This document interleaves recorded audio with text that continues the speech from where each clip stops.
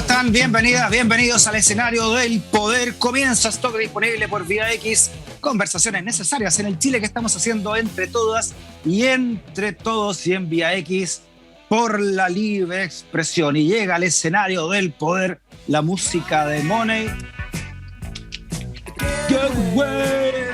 Vamos a hablar de la economía a escala humana con Marco Kremerman, fundador economista de la Fundación Sol. ¿Cómo está, Marco, a la distancia? Hola, Freddy. Bien, gracias. Un poquito resfriado, pero saliendo. Oye, sí, adelante, fuerza nomás. Se hizo el PCR ya, me imagino, ¿no? ¿O está guardadito? Todo en línea, guardadito.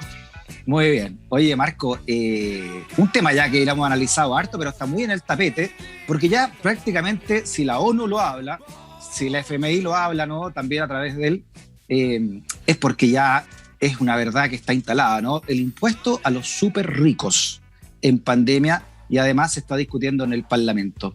¿Qué te parece a ti todo lo que está ocurriendo con ese impuesto? O esas ganas, ¿no?, de aplicar ese impuesto que Nueva Zelanda ya dijo que lo va a hacer, ¿no? Bueno, es algo que me parece básico, elemental, y se debe principalmente a la explosión de la deuda pública en distintos países del mundo.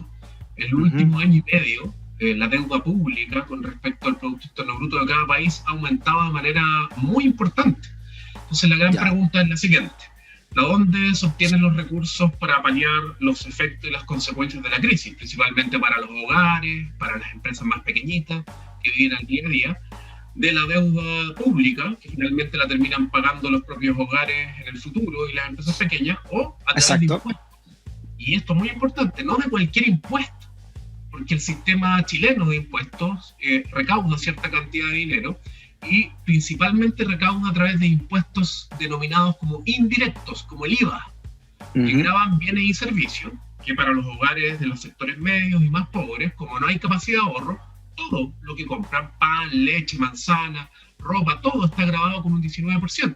Por tanto, uno espera no solo que la fuente de financiamiento para enfrentar la crisis y las consecuencias deje de ser la deuda de los estados y los ahorros de los trabajadores y trabajadoras, sino que pasa a ser los impuestos, y no cualquier impuesto, sino los impuestos a quienes más tienen, y ahí entra la discusión de los impuestos a los súper ricos, empujada por organismos que anteriormente no habían aparecido con tanta fuerza como el Fondo Monetario Internacional.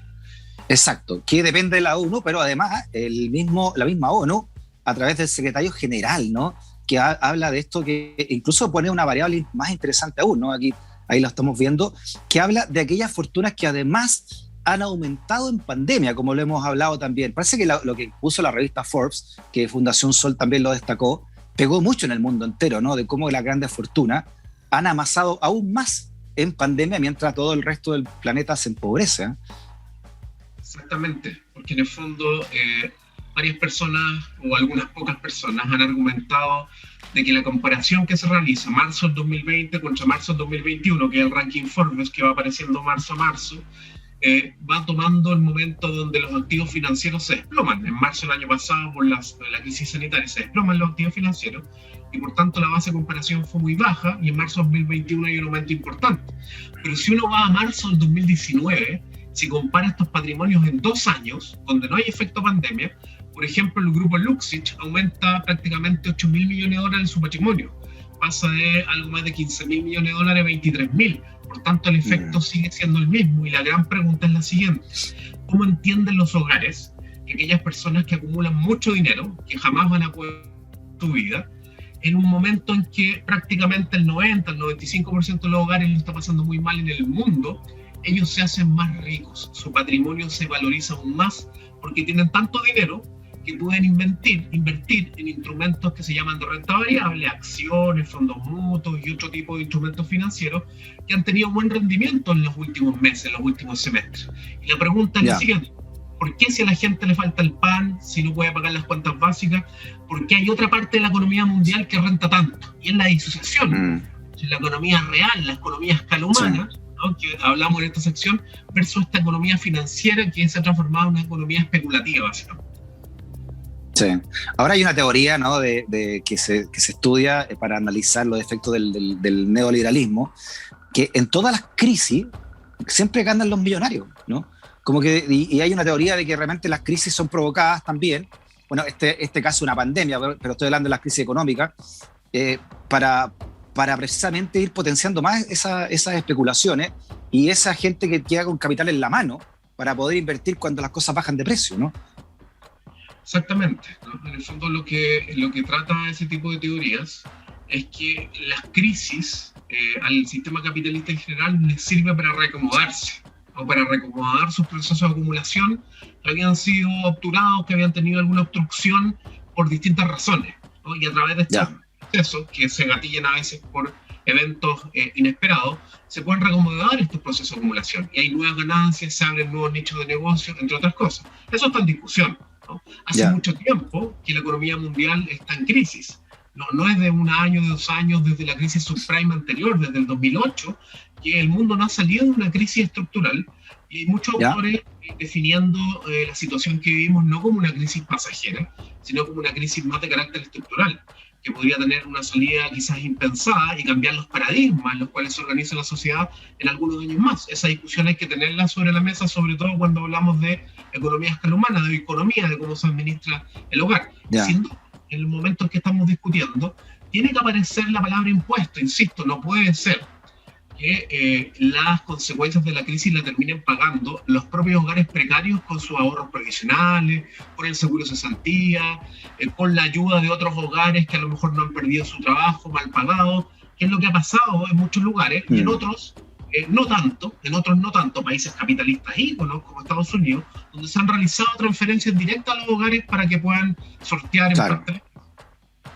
Bueno, Joe Biden ahora quiere aplicar un impuesto también específico a las grandes corporaciones para reactivar la economía en Estados Unidos, ¿no? Hacer inversiones de infraestructura. Estamos hablando de Estados Unidos, ¿no?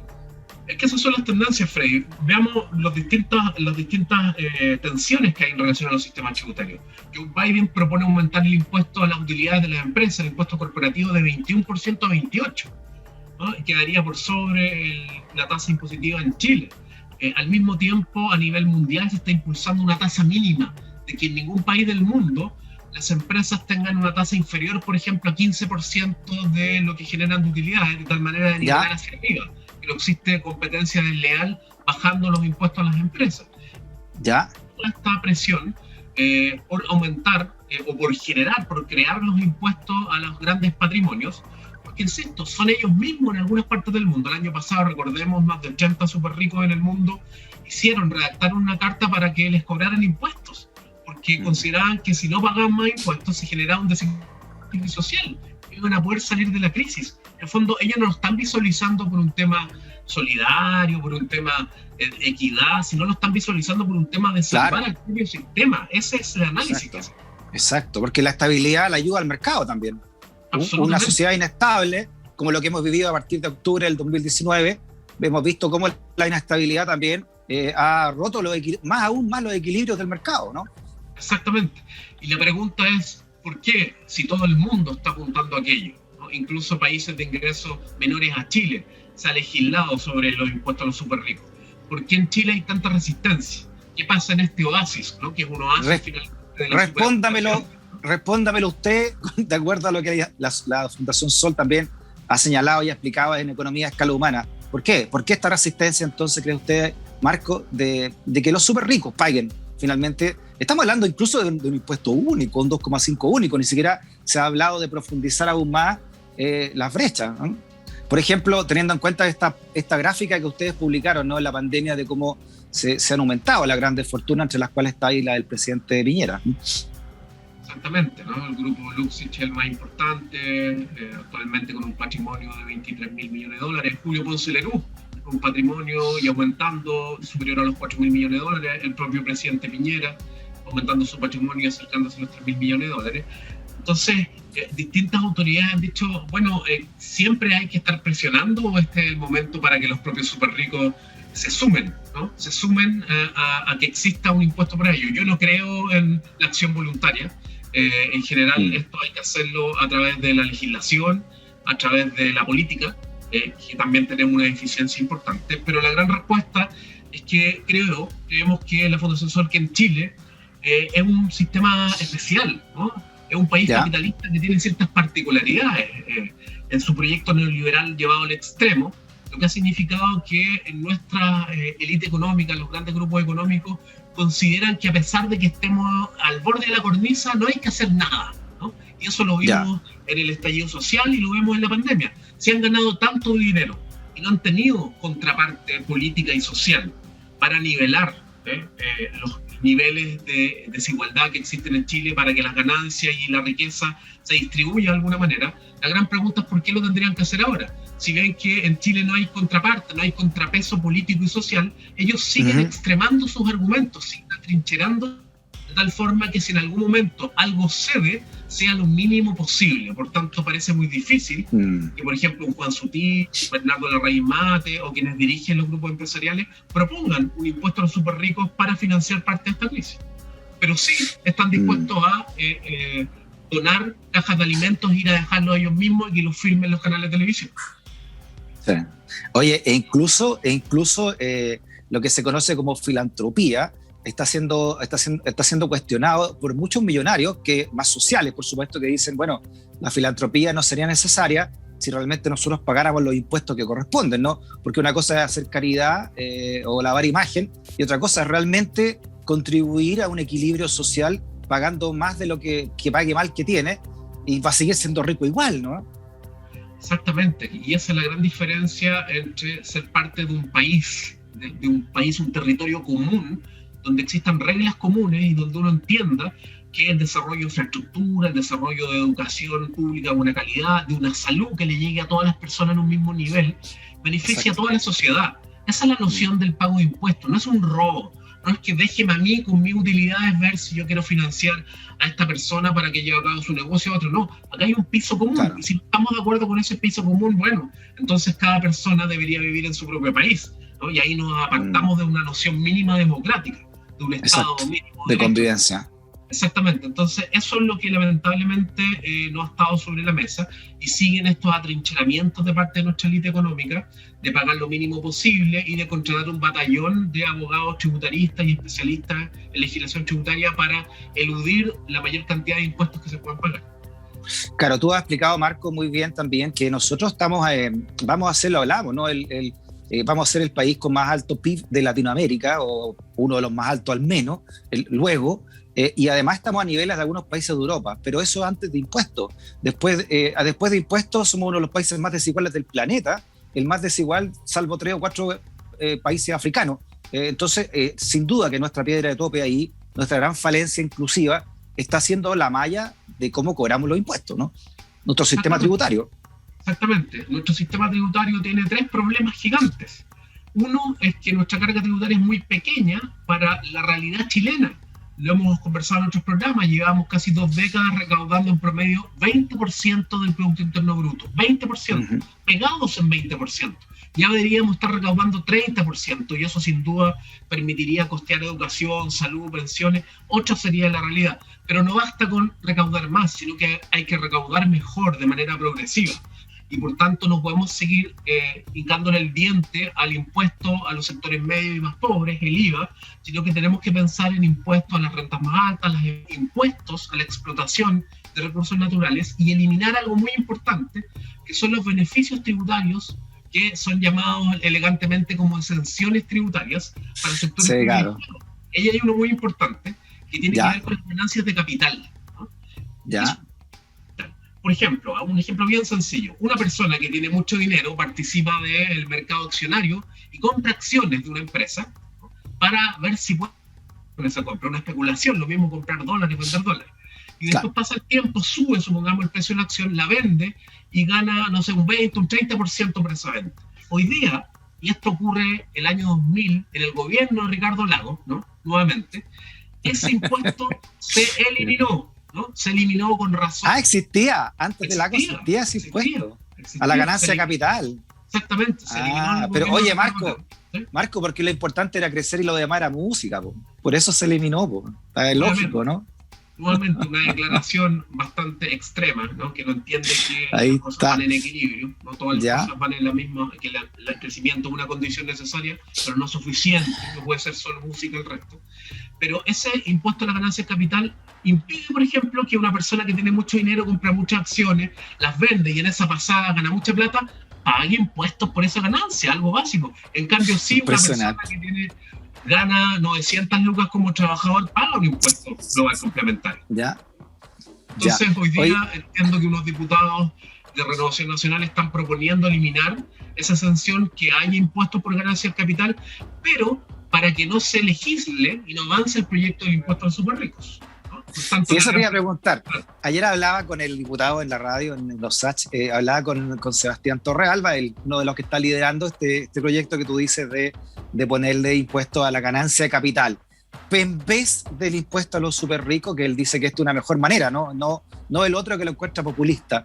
Entonces yo quiero saber cuál sería la recaudación de uno y otro, qué le convendría más al país. Ahora, yo no veo por qué tiene que ser uno u otro, ¿no? Perfectamente puede ser ambos, porque el otro es por una pura vez, y además en pandemia y en la crisis, y el otro es un impuesto que sacó el presidente socialista Ricardo Lagos. Me gustaría saber también por qué se sacó ese impuesto, ¿no? ¿Cuál fue la razón para no cobrar impuesto a la ganancia de capital que se habría hecho en el gobierno de Ricardo Lagos, y qué significaría ponerlo nuevamente en el tapete? ¿Te parece que hagamos una pausa, Marco? Seguimos hablando de economía a escala humana desde el escenario del poder, desde Stock Disponible, desde Vía X y por la libre expresión. Una pausa, Marco, y seguimos conversando. Money, get away. Ahora, los súper ricos dicen al revés, ¿eh? Money, come here. No quieren entregar ni el 2,5%. Es muy poco 2,5%. Siempre hacemos, si tú ganaras $1.000.000, como si tú donaras por una vez 25 lucas. O sea, eso es, ¿no? Claro, ¿qué? 25 mil pesos. ¿Qué te va a hacer acá, hermano? No va a dejar de ser igual de millonario o multimillonario. Estamos hablando del 1%, ¿verdad? Más o menos. ¿De cuánto porcentaje de chilenos estamos hablando que cabrían en esto? Es menos del 0,1%, porque según estimaciones del Servicio de Impuestos Internos y de estudios de los investigadores Sturla, Ramón López de la Universidad de Chile, serían entre 1.400 a 1.500 personas quienes tienen un patrimonio superior a $22 millones, que sería la base para poder gravar el 2,5%. Y estamos hablando de una potencial recaudación que sabemos que puede tener alguna complejidad administrativa, pero hay que hacerlo, ¿no? Hay que hacerlo para poder verificar ello, que podría recaudar en torno a los 3.000, 4.000 millones de dólares, un poco más. Eso sería recaudación por única vez. Perfecto. Oye, estamos hablando, Marco, además de los grupos económicos, muchos de ellos que reciben plata de la AFP, las grandes sumas de la AFP, y ahí cerramos el círculo completo. El círculo completo, absolutamente. Hacemos 107.000 millones de dólares actualmente en la AFP después de 2 retiros. Muy bien. Hoy estábamos, antes de irnos al corte, hablando de esta idea, entonces, que surge de parlamentarios de gobierno, del oficialismo, de este impuesto, ¿no?, a las rentas de capital. Oye, Marco, ¿y bajo qué precepto político o económico Ricardo Lagos, según tú estás contando, eliminó este impuesto? La argumentación, la racionalidad que yo he escuchado, que se dio en su momento, tiene que ver con estimular, dinamizar el mercado bursátil chileno en ese momento. ¿Ya? Que es una argumentación típica que se ha escuchado, por ejemplo, para la creación del sistema AFP, que en la medida que las cotizaciones de los trabajadores fueran a inyectar y ayudar a la creación del mercado de capitales, eso iba a tener resultados positivos para la población, porque crece la inversión, hay más crecimiento en general, eso genera empleo y toda esa corriente que en general se nos dice y que a veces ocurre bastante poco de aquello, ¿no? Eso es un poco la razón de la vida. Claro. Oye, y por último, Marco, como tema de fondo también, y aquí hay un problema también ético-político, si tú quieres, mientras discutimos las grandes fortunas y que los millonarios no quieren soltar nada, estamos hablando también que uno del presidente de la República, ¿no?, por esas cosas de la vida, es uno de los que se ha enriquecido y con fideicomiso ciego, como debiera corresponder, ¿no?, según la ley, ha sido el propio presidente Piñera. Entonces, que él mismo esté con esta idea de su gobierno de llevar a esto a un trámite constitucional, si se llega a aprobar en el Parlamento, dice mucho, ¿no?, de este mundo que estamos viviendo, ¿no?, de este país que estamos viviendo y que queremos cambiar, ¿no? Absolutamente. ¿Qué uno esperaría en términos mínimos de justicia tributaria para los próximos semanas o meses? Es que toda nuestra deuda tributaria, lo que no se ha hecho y debería hacerse ahora, por ejemplo, eliminar la sanción a las ganancias de capital y que se generen cerca de 800 millones de dólares al año para que tengamos una mayor recaudación y una mayor carga tributaria, se haga. Claro. Pero eso no debe eliminar o impedir que se siga hablando sobre el royalty a la minería, sobre el impuesto a los súper ricos. porque la crisis, la pandemia, debe financiarse, y no debe financiarse con un impuesto permanente solamente, que es una deuda que teníamos de arrastre, sino que también tenemos que considerar quizás un impuesto especial. Sin duda, se puede hacer una discusión sobre el impuesto a los patrimonios permanente para Perfecto. pero en la contingencia actual uno esperaría que el impuesto a los superricos, tal como Estados Unidos, Nueva Zelanda, otros países de América Latina propone el Fondo Monetario Internacional y hasta la ONU, ¿no?